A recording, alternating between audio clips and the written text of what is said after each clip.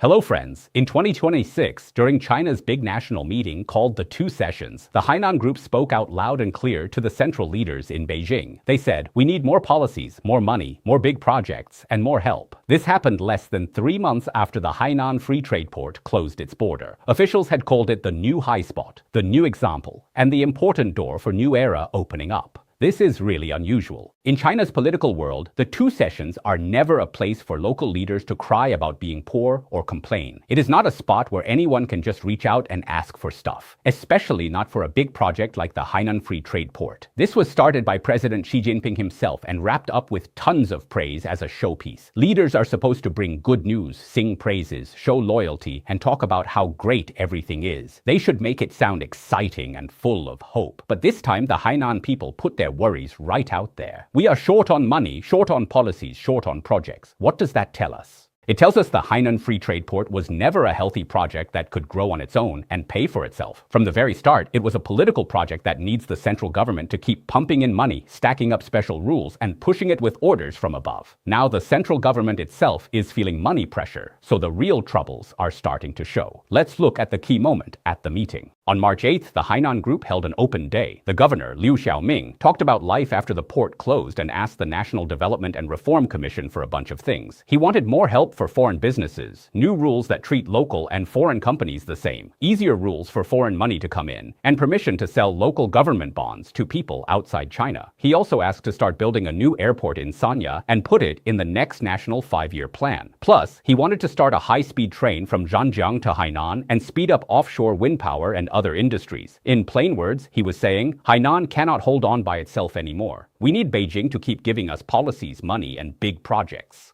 This is not outsiders guessing. Even experts who were asked said it straight out. A finance scholar from Guangdong named Mr. Zeng said that when a local government asks for money and rules right there at such an important meeting, it shows the money problems are now out in the open, he explained. The ruling party has spent years calling the Hainan Free Trade Port a new high spot for reform. But in real life, it depends a lot on money and special rules from Beijing. When local money runs low, they have to ask the center again. That sentence hits the main problem right on the head. Is the Hainan Free Trade Port really an open port that grew from real business needs? Or is it just a show project pushed up by orders and political power? At the same meeting, Hainan's finance chief, Kai Chang, kind of admitted it. He said the starting time after closing the border is the hardest part, and he openly asked for more money and help. He hoped big national projects would go to Hainan first. He even said the money from the national budget for Hainan in 2025 is less than in 2023 and 2024. Remember, this came from the officials themselves, not outsiders guessing. So at the exact time Hainan needs money the most to show good results from closing the border, the central government is actually giving less than before. What does that mean? It means even though leaders in Beijing still call it a national plan, they do not have endless money to keep pouring in.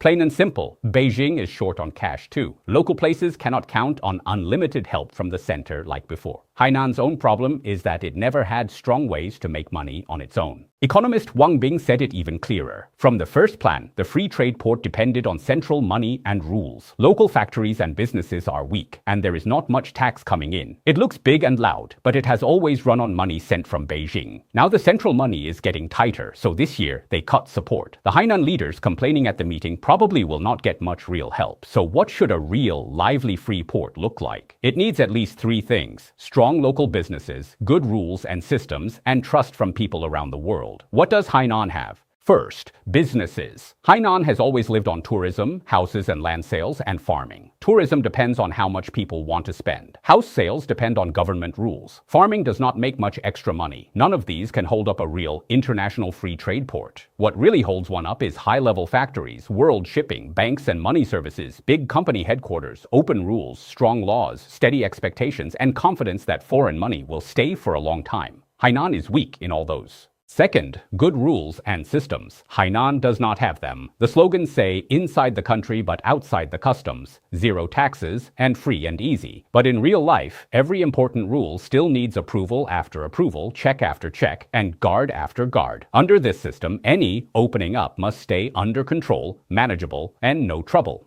So they say free port on one side, but on the other side, they worry about smuggling, cheating on rules, wild money flows, and companies finding loopholes. All the inspections, paperwork, and controls pile up. It is called a free port, but it feels more like doing an experiment behind a fence. Trust from the world? Even less. On June 1st, 2020, they just announced the big plan for Hainan. Only 29 days later, the national security law hit Hong Kong. Many people saw what that timing meant. Beijing watched Hong Kong and saw what international money, independent courts, free speech, and lively society look like. They also saw how a city not fully under control felt unsafe to them. After they locked down Hong Kong, they needed a backup that they could control from day one. That backup is Hainan. So now we see a crazy picture. They want Hong Kong's crowds and money, but they do not want to give the full set of free rules Hong Kong had. They want the results of a free port, but they do not want to pay the real cost of those rules. What is left? Just build fast, package it up, run big ads, and use orders to keep the story going. But stories must meet real life someday. After Hainan closed the border, the first real report card looked bad. The first thing everyone felt was total mess. This year's Spring Festival was the first big travel test after the whole island closed. It showed low port speed, mixed up boat schedules, tourists stuck trying to go home, and limits on electric cars leaving the island. People who were there described it as a total mess and spring travel disaster on the island. Plane tickets were expensive, but the boat problems were even worse. There is still no big bridge or tunnel between Hainan and Guangdong. The only main sea road is the ferry between Haikou and Shuwen Port in Zhanjiang. After closing the border, travel between the island and the mainland became second-line port rules. Trucks leaving the island must go through inspection spots. Normally it is okay, but during the big holiday, people, cars, and checks all hit at once and the ports exploded. One online video maker shot at 3 a.m. and said he was stuck for 15 full hours. The distance was less than 200 kilometers, but he drove 9 hours after being forced off the highway, waited 3 hours in line, and took a 4-hour ferry. He said, "I paid money just to suffer. I have never been this tired." The craziest part was the electric car problem. The ticket website added a special energy type button, but for days there were no tickets. Officials never explained clearly, but most people think they were worried electric cars might catch fire, so they limited them. A modern, international, future-looking free port could not even figure out how to let electric cars leave during the busy holiday. That is black humor. One angry woman called and shouted, "Is this Haikou or Haikou prison? When we got to the port, no one told us we might not get out. It is the big new year. Can't we even go home?" That line hurts. It smashes the pretty words. Open, easy, free, modern.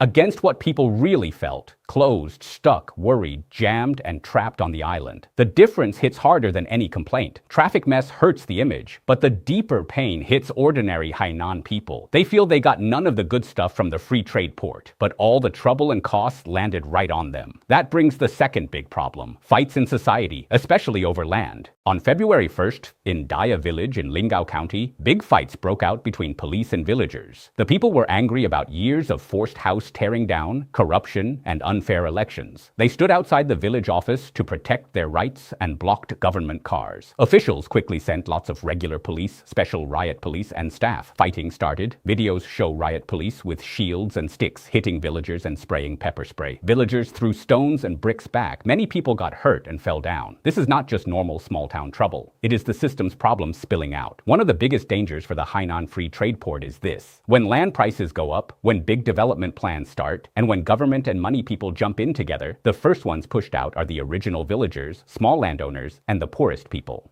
One villager said straight, "I don't even know if we count as normal people or just homeless. If they take the land back, we have no house. What kind of people are we? Land rules are getting tighter. We cannot build on our own land. They will not let our family move back to the village. We cannot build houses. Our ancestors worked hard to clear the wild land, and now it all goes to the government to make money. We get nothing. Where is the fairness?" This is not just angry talk. It is a full clash between the big development plan and ordinary people's right to live. Besides losing land, normal island people now face mail costs extra, prices going up fast, low pay, jobs hard to find, and house prices crashing. The Daya village man said something that really stinks. Closing the border or not?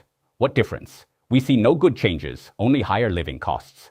Go out to find work. All the ads are up, but nobody is really hiring.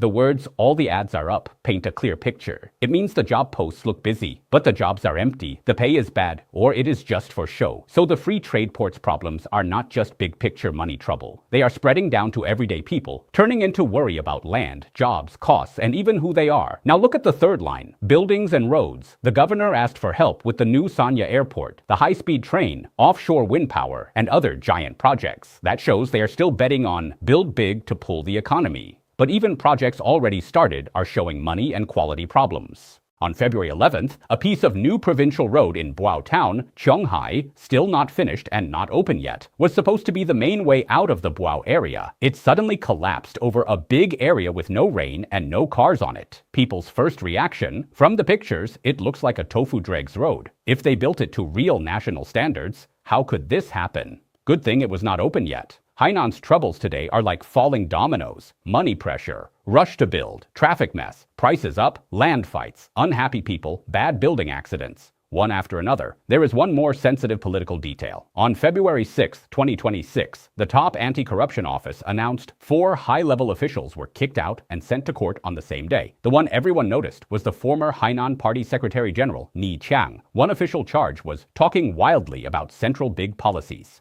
Online stories say Ni Qiang told people at a private dinner that the Hainan Free Trade Port would fail and become the second Xiong'an. Someone recorded it and turned it in, and that got him in trouble. We cannot prove the story is true, but Ni Qiang's job tells us enough. He worked in Hainan government for a long time, mayor of Haikou, provincial secretary general, vice governor, head of the Free Trade Port Office, then top party leader and secretary general. He was one of the main people running the whole project and knew the inside story best. If even this guy gets punished for talking wildly about central policies, it shows 2 things. First, inside Hainan government, the disagreements and bad feelings are probably much worse than outsiders think. Second, this project is now super political. You cannot question it in public, you cannot say it will fail, and you cannot even talk about it freely in private. It is no longer just an economy project. It is tied straight to the top leaders' image, their correct path, and their power. It feels a lot like the failed Xiong'an project. Hainan is starting to look the same. Just like the Guangdong scholar Mr. Zeng described. A friend went to Haikou and Sanya this New Year and saw empty streets and quiet docks with almost no ships loading goods. It is just like Xiong'an. Nobody knows how the big loud ads will end. That is today's story. Please leave your thoughts below. See you next time.